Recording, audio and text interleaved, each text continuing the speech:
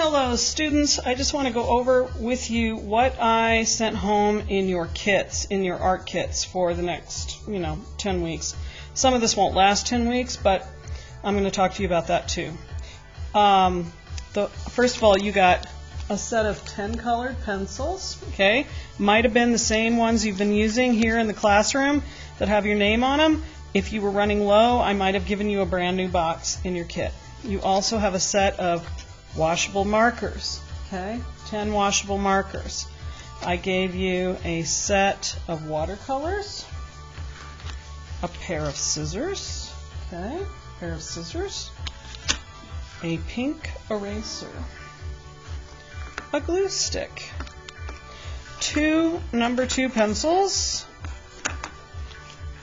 2 watercolor brushes, all right, and a set of paints. So you've got this set of paints.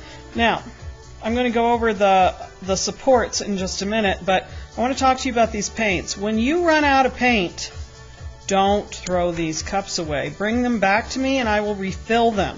So when you run out of paint, just take your cups and put them back in the bucket like this one that I gave you. Your bucket has 2 acrylic paint brushes in it. They may not look like this because I gave you guys all of my brushes, and what you got just depended on where I was in the distribution. I tried to give you a smallish one and a largish one. Some of you got really large brushes, some of you got really small brushes. I'm going to make a video soon about how you can turn things from your house into paint brushes, okay? Anyway, back to the paint refill issue. When you run out of paint, put your paint cups back in this bucket, bring it to me, and I will refill it, okay? Keep the lids snapped on tight. Don't just, do this, because this will solidify and turn into solid plastic if you just have the lid just kind of resting on there. Make sure it's snapped on tight. All right? You also have, so here's that envelope that I gave you. You also have 2 pieces of origami paper. You have a piece of, you have an 11 by 14 inch canvas.